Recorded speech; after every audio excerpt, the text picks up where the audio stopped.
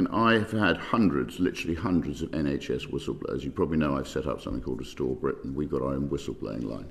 We've literally had hundreds of NHS staff whistleblowers, I mean hundreds, who've contacted us about the lack of English language causing issues, as well as foreign staff not holding appropriate skills and qualifications. Now, these people, these are doctors, they're nurses, they're midwives, they're managers, they're surgeons, they're everybody within the NHS. It's not just one subset. And what they're frightened of actually reporting it to the NHS for the fear of the wokerati who run the NHS now, their fear of reprisal, so they've come to us. So, I mean, I'd like to know, you must accept the fact that we need the data. So what data do you hold, basically, on the correlation between foreign nationals and medical malpractice taking place within the NHS? You must look at all this data. You can't fear being called racist or anything else. We need raw data for the taxpayers' benefit and also for the patient's benefit. Surely we must drill down and we must find out why this is happening. We've got the message there. Let's let Aidan answer that.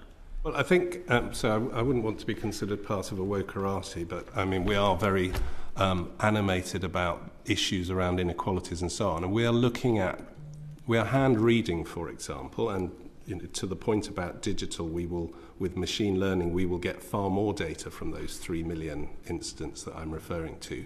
But we are hand reading the death and severe cases, thousands of those a year. And what is not coming out of that is that there is an issue around people who've come from abroad and language and communication. There is undoubtedly communication issues around inequalities in harm, and we know that some groups are affected by harm more, partly because of communication, and communication is undoubtedly important in safety. But what we're not seeing from those reports we're reading is some of the things that you're describing people whistleblowing to. You disagree with these whistleblowers? So I'm not disagreeing with whistleblowers because I haven't spoken to them, and it's important that people feel able to speak up. And one of the things that we are very focused on is that the concept of psychological safety and people being able to step forward and talk to us about these things.